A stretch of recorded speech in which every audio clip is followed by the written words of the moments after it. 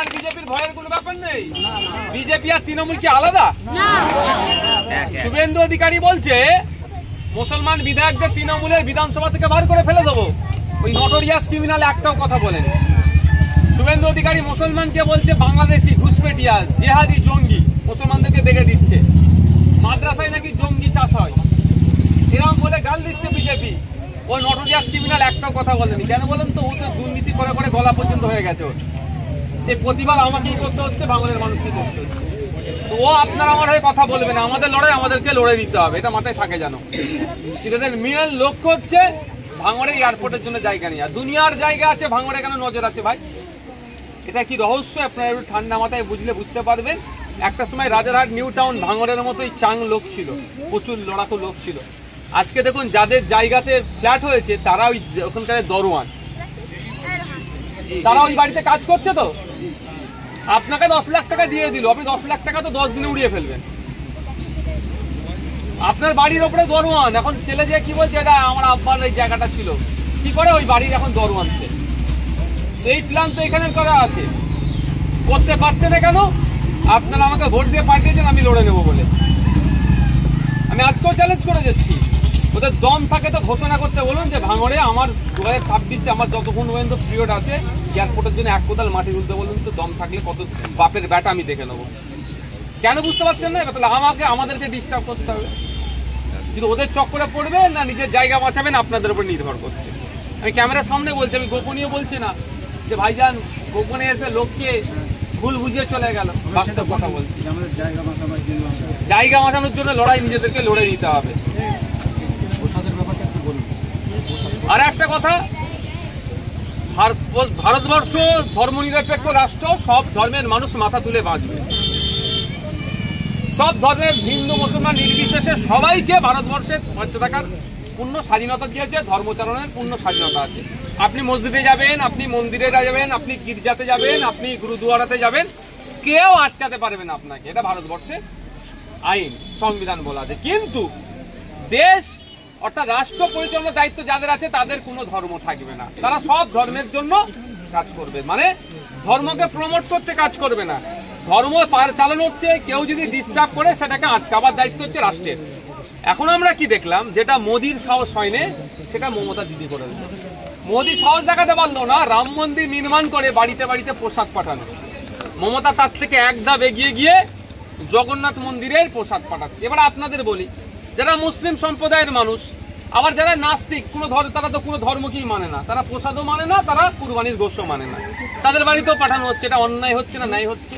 এটা অন্যায় হচ্ছে। প্রসাদ বলে আমি এর বিরোধিতা করছি না।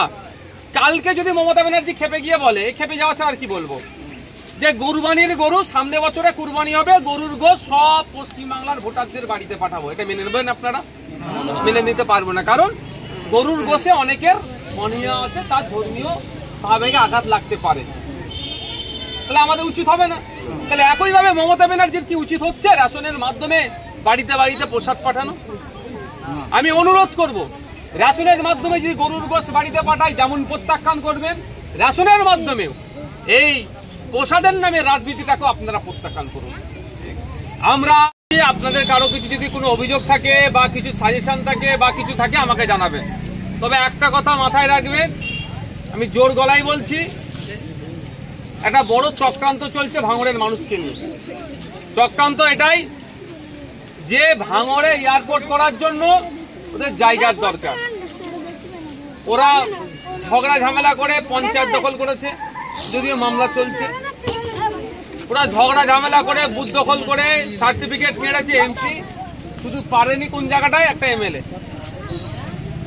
ওদের টার্গেট হচ্ছে পরে সানতানো ব্যাপারের চেষ্টা করছে এখন আমাকে বা আমাদেরকে হারানোর জন্য। শুধু আইএসএফ কে হারানোর নয়, ভাঙড়ের মানুষকে ধ্বংস করার ওদের চক্রান্ত।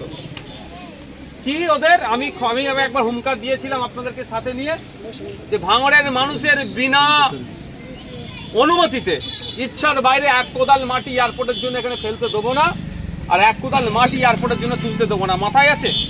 তারপরেই বললো কি আমরা এখন এয়ারপোর্টের জন্য জায়গা দেখছি না মিডিয়াতে। কিন্তু ভাঙড়ে এয়ারপোর্ট হবে কি হবে না, করার প্ল্যান আছে কি না, এর জন্য আমি বিধানসভায় প্রশ্ন করে রেখেছি পরিবহন দপ্তরকে, এখনো উত্তর আমার দেয়নি। উত্তর দিলে লিখিত উত্তর মানে ওখানে ভ্যালিড হয়ে যেত বিধানসভার উত্তর, কিন্তু দেয়নি মানে ওদের মনে নিশ্চিতভাবে কিছু পাপ আছে। এমনি এমনি আর 4-8টা থানা করেনি আমাকে আটকানোর জন্য নয়। যদি আমাকে আটকানোর জন্য থানা করতে তাহলে আমাকে তুলে নিয়ে যে জেলের মধ্যে রেখে দিত, মিথ্যা মামলা দিয়ে বেরোতে দিত না। তো প্ল্যান হচ্ছে আগামী দিনের জন্য জমি অ্যাকোয়ার করে এয়ারপোর্টকে দেওয়ার জন্য। এয়ারপোর্ট হওয়ার যে কে বারণ করেছে? এয়ারপোর্টকে বারণ করবো আমরা?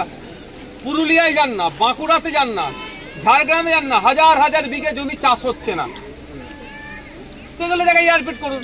যেখানে 2 ফসলি জমি, 3 ফসলি নাই, 4 ফসলি জমি যেখানে, সেখানে এয়ারপোর্ট করার পরিকল্পনা মানে কি? শুধু এয়ারপোর্ট যদি করে আপনার ভোগালিতে, এইগুলোকে পুরো ধ্বংস করবে। এগুলো কি হবে? প্রমোটিং হবে।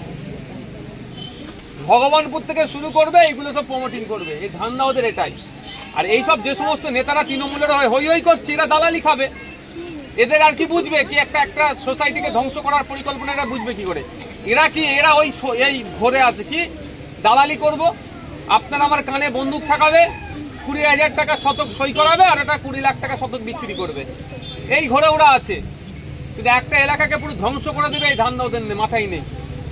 আপনাদের বলবো, আপনাদেরকে লড়ে নিতে হবে। এখনো পর্যন্ত করতে পারছে না, আপনারা আমাকে ভোটে জিতিয়ে পাঠিয়েছেন বলে আমি লড়াই করছি বলে। তো আগামী দিনে আপনারা কি করবেন আপনারাই ভালো জানেন। 2021 সালে ভয় দেখিয়েছিল বিজেপি চলে আসবে, তাও আমি 26-এর 151টা ভোট বেশি পেয়ে জিতেছি।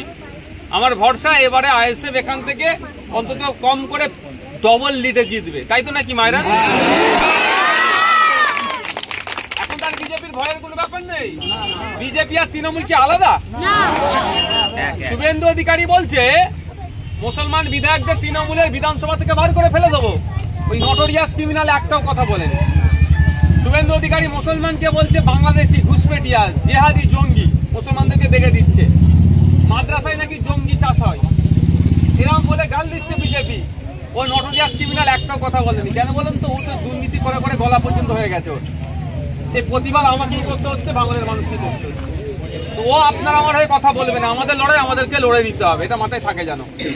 এদের মেন লক্ষ্য হচ্ছে ভাঙড়ে এয়ারপোর্টের জন্য জায়গা নেই। আর দুনিয়ার জায়গা আছে, ভাঙড়ে কেন নজর আছে ভাই?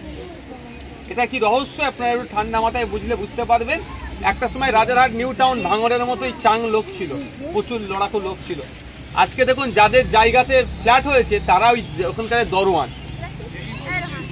তারা ওই বাড়িতে কাজ করছে। তো আপনাকে 10 লাখ টাকা দিয়ে দিল, আপনি 10 লাখ টাকা তো 10 দিনে উড়িয়ে ফেলবেন। আপনার বাড়ির ওপরে দরওয়ান। এখন ছেলে যে কি বলছে, এটা আমার আব্বার এই জায়গাটা ছিল, কি করে ওই বাড়ির এখন দরওয়ান সে। এই প্ল্যান তো এখানে করা আছে, করতে পারছে না কেন? আপনারা আমাকে ভোট দিয়ে পাঠিয়েছেন আমি লড়ে নেবো বলে। আমি আজকেও চ্যালেঞ্জ করে যাচ্ছি, ওদের দম থাকে তো ঘোষণা করতে বলুন যে ভাঙড়ে আমার 2026-এ আমার যতক্ষণ পর্যন্ত পিরিয়ড আছে এয়ারপোর্টের জন্য 1 কোদাল মাটি তুলতে বলুন। তো দম থাকলে কত বাপের ব্যাটা আমি দেখে নেবো।